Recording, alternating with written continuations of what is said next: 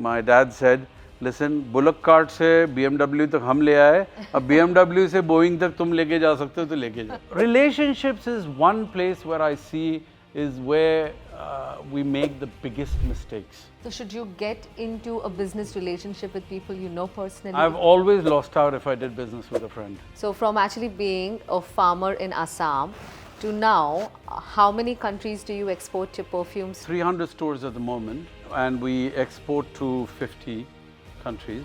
That is such an inspirational story. Thank you. Wow.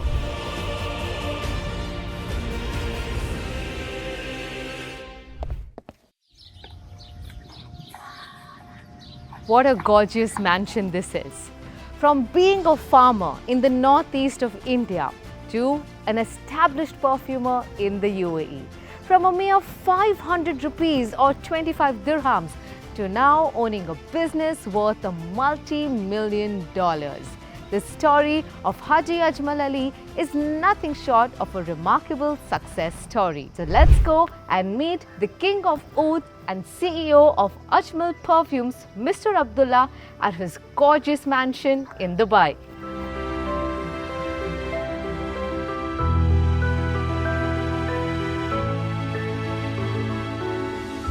Hello Abdulla. Kamiya, welcome home. Beautiful house, I must say. Thank you so much. Thank you so much. It's a gift from our father to our entire family.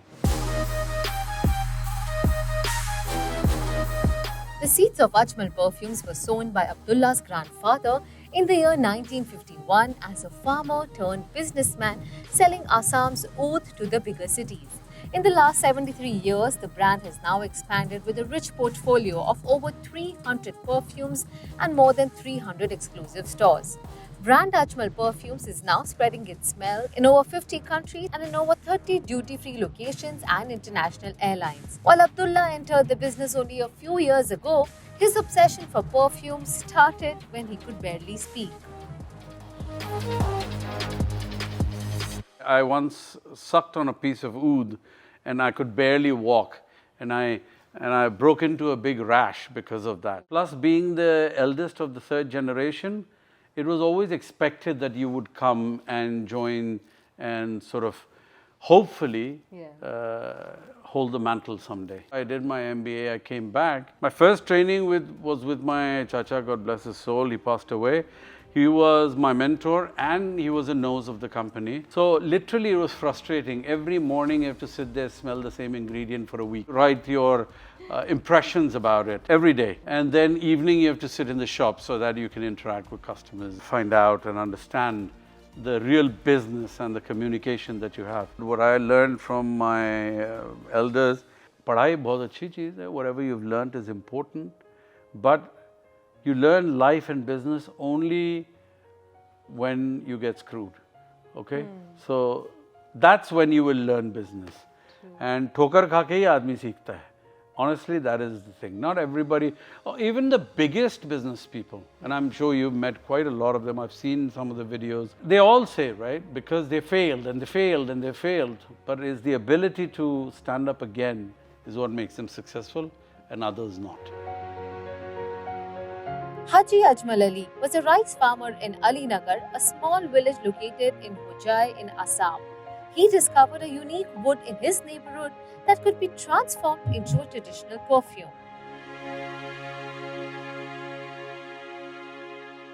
He was a farmer as he was growing up. His father, my great-grandfather, was a farmer his entire life, and they had zero idea about business. He tried his hands into a few other things and stuff. So somebody said, you know, there is this commodity called oud. He's like, what is this? And literally it used to grow in the backyard, but nobody knew. Well, few people knew. So then somebody introduced it that, you know, there is a commodity that comes from this tree called the agarwood tree. Then you cut it and then you polish it and everything. The process is quite manual and it's very skilled, and it takes years of practice to actually do that.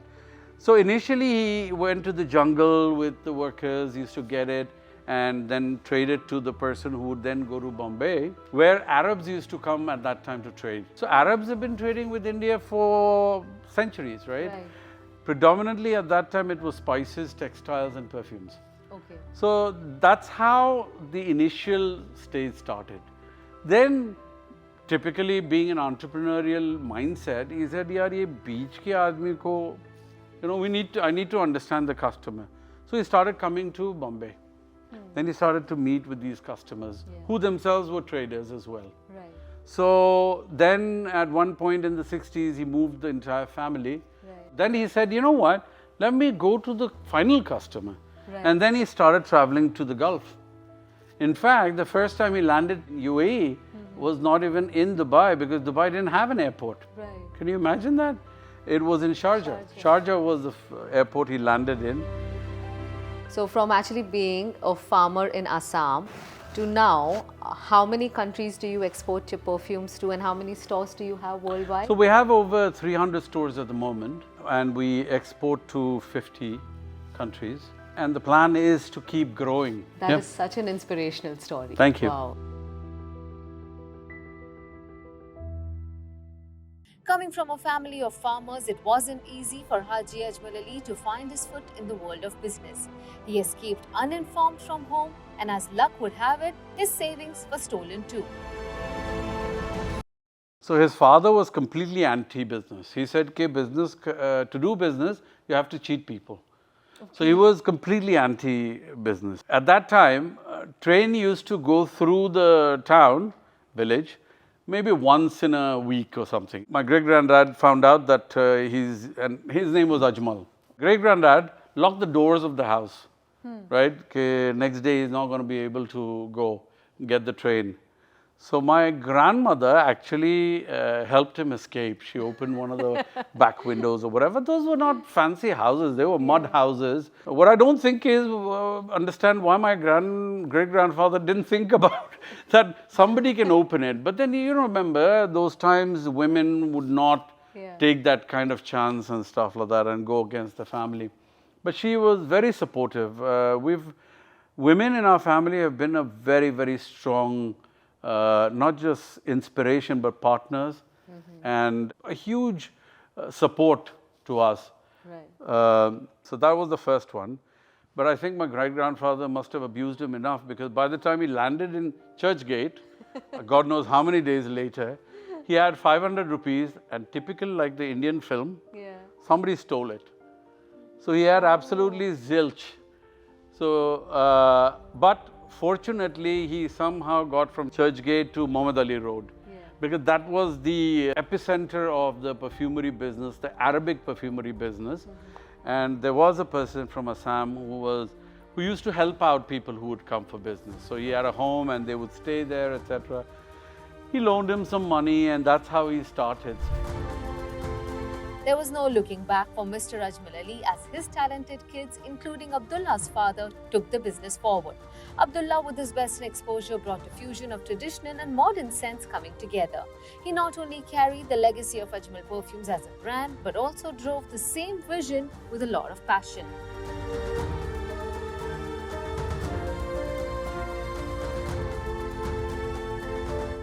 When my grandfather was in business, he focused more on the oud side of the business and some of the oils like the saffron, the rose and all of that. When he passed the business down to my father and my uncles, then they took it to the next level, where they put up a factory where there was more concoctions and perfumes being done. Retail came at that time, and quite a bit of expansion happened during that period as well. But I must mention again my uncle, the late Nazir Ajmal. He was the one, because he was specialized in the Oriental, in Arabic or Indian perfumery, and he had the exposure of the West.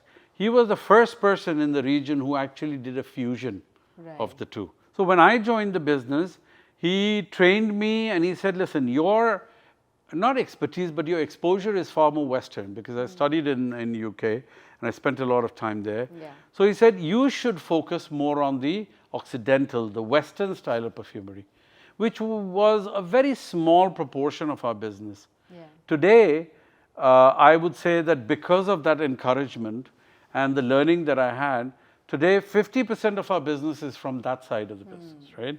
Which I can say, yes, I did contribute somewhat to. Now, my mission is literally to a brand transformation. I want to take the brand truly global. And in my eyes, global means you need to be in at least 120 countries of notable business. You know, when I joined the business, my dad said, listen, bullock cart से BMW तक हम ले आए, अब BMW से Boeing तक तुम लेके जा सकते हो तो लेके जाओ.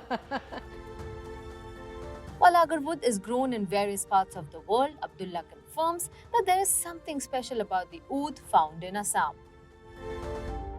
Indian oud is considered by most as the best quality of oud. Our family has put a lot of work into R&D and innovation. So we have patents in 7 countries on the inoculation of oud, speeding up the process of harvesting, etc. Assam is the only place in India which grows oud. People have tried it in different parts, it doesn't work. Right. And vice versa, we've tried a few things. We've tried to grow sandalwood in Assam, but the same thing, I mean, Mysore sandalwood doesn't, the same chemical composition doesn't happen. Break it down for us. How is a perfume actually made?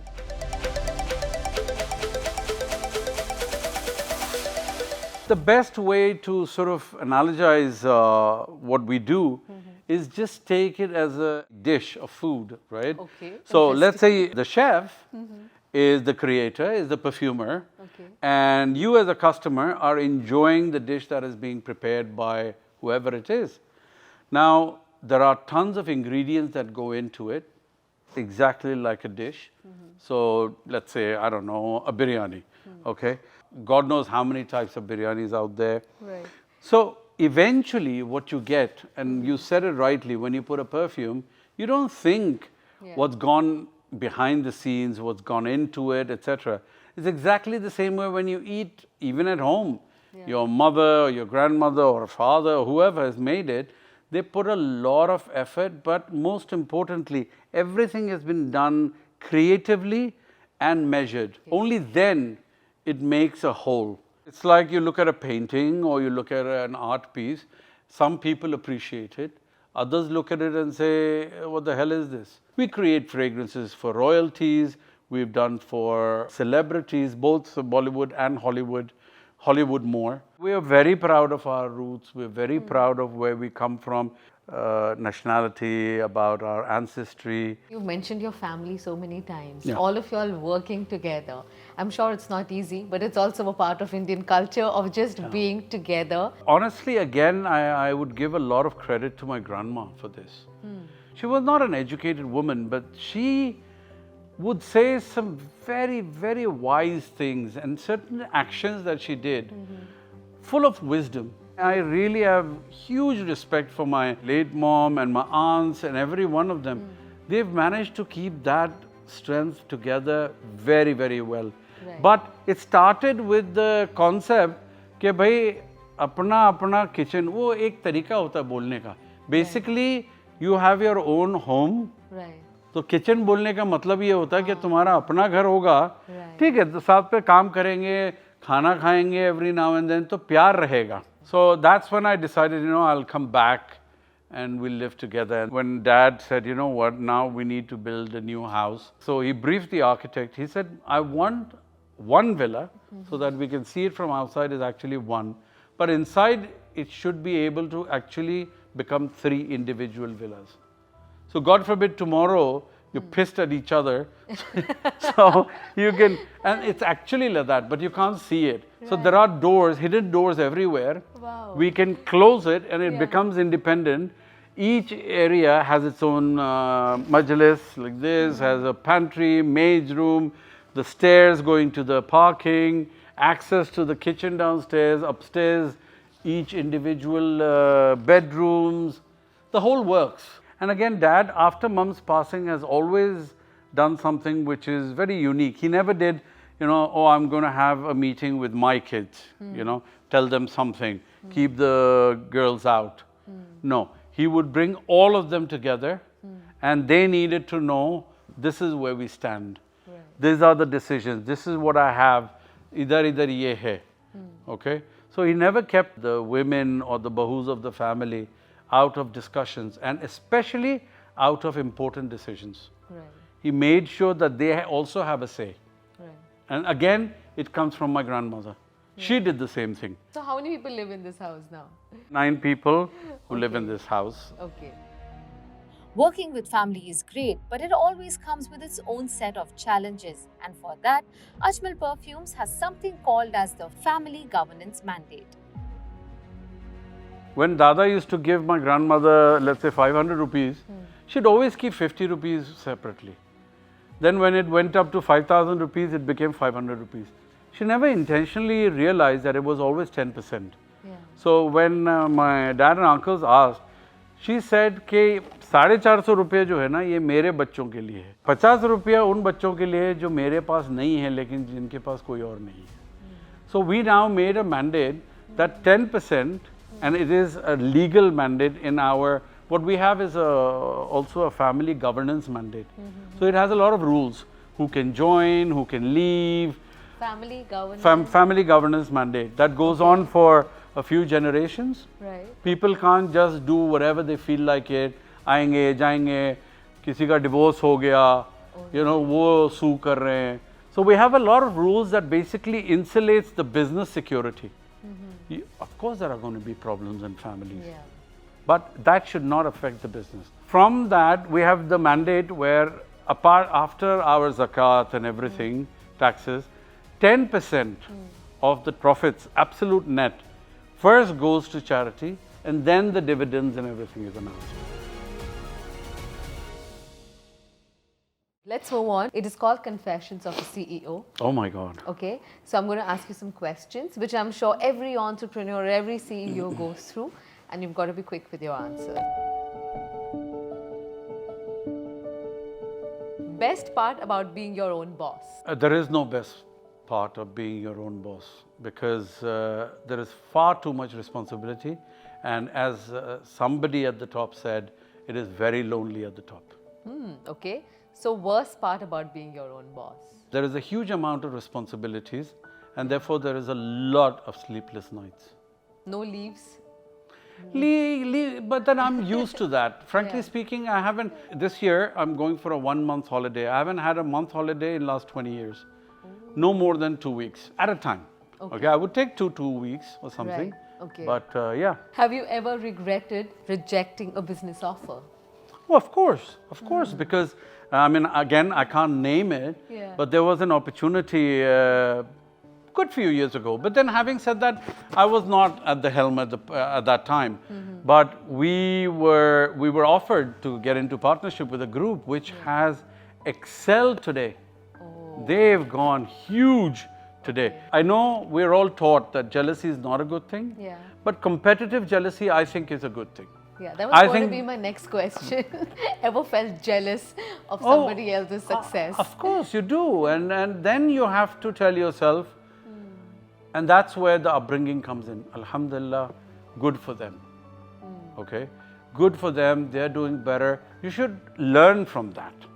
Okay, but I would never allow myself a sleepless night because somebody else is doing better.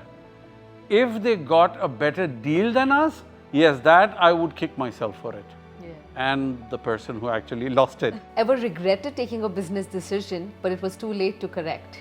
Relationships is one place where I see is where we make the biggest mistakes. So should you get into a business relationship with people you know personally? Is that what you mean? I've always lost out if I did business with a friend. I've always lost friends.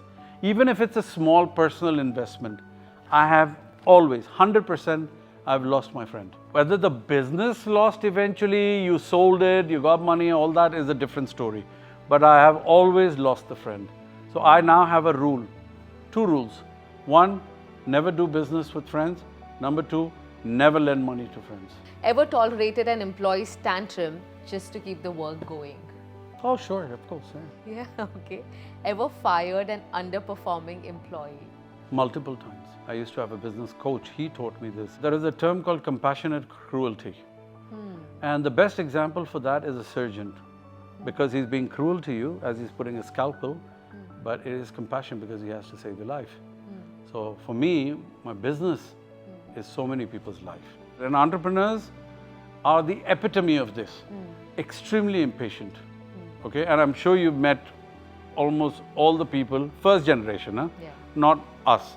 We are a little more aram se, but you should not become too aram se also.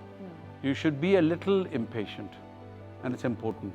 Wow, that's a great lesson coming in. And the importance of business coach, you mentioned. I don't know how many entrepreneurs out there actually have a business coach. What is the role of a business coach, and why did you feel the need of it? All the big guys around the world have CEO coaches, okay? Because, see, even if you are a brilliant businessman, there is no way in hell that you're taking the best decisions every day, okay? So, for me, it was two reasons. One is I wanted somebody who, from outside, who's going to really evaluate me and tell me where I need to work at. Okay, so what I need to get better. Like a sportsman has a coach or they have trainers, etc. Right? You might be good at something, but they still do that training, and the trainer still kicks their ass and says, you know, this you need to work on this. That's number one. Number two, in this case, especially my coach's case, he's very, very specialized in creating a format on how to get the best out of people. Have you ever felt like quitting, retiring, or just giving up on your business? Giving up, no. Quitting, yeah, there are, there have been times, because obviously, you see, I also have a father who's very demanding. Okay. Okay. I love him to bits, and he can be, I don't want to say critical, but he is not an easy person, which is great because it's taught me a lot of things. So sometimes you feel, yaar, itna headache leke, is it worth it? Okay. So there are times, but I've never thought about quitting. Yeah. And So Ajmal is in my blood. Okay. Okay. I will, inshallah, as long as God wills it, I will only make it grow. Proud moment till date, business standpoint, or even otherwise, moment where you really felt a lot of pride. The way the succession happened, I became CEO. So my father was the CEO, Right. and there was no discussion of succession. One of my younger cousins, who's been in the business for a good 12 years, but he's much younger than I am, he said, I just want to put this out there, but there is one person who I believe has been underappreciated. He's worked his entire life over here, and I believe that there needs to be something done to appreciate this individual. I actually thought that this was somebody, one of two people that is in the system. And he said, it's Abdulla bhai. And that just got a conversation started. Next thing you know, next morning, and this can only happen if it's a family business. Yeah. If it's a professionally run board, etc., it never would have happened. Next thing you know, next day they took a vote and it was unanimously I was made CEO. Oh, wow. Okay. Of course, other than that, the emotional moments like the first salary, giving it to your mom, that's a huge thing. Yeah. My mom framed it. Really? Yeah, Okay. she framed it and gave it to me years later. She passed in 15. I worked for Benetton. At that time, Benetton was huge. United Colors of Better. United Colors of Benetton. It was huge. And so I worked first in the back-end warehouse. They liked the work, etc. Then they moved me to sales front. But I do aspire, and that's where the competition comes in. I aspire to achieve where people can say, "Oh, ये कहते ना कि ये अब्दुल्ला जो है अमीरुद्दीन का बेटा है." And someday I aspire कि people will say, "अमीरुद्दीन ये वो अब्दुल्ला का बाप है." Oh. That will be the ultimate compliment for me. I'm sure you'll get that soon. Inshallah. Yeah. Let's hope so. Thank you so much, Abdullah. It's been wonderful talking to Thank you. hearing your journey, and of course, you've inspired me and a lot of us who are watching this. Thank you so much. Thank It's you really so been a much. pleasure. Thank you. Thank you.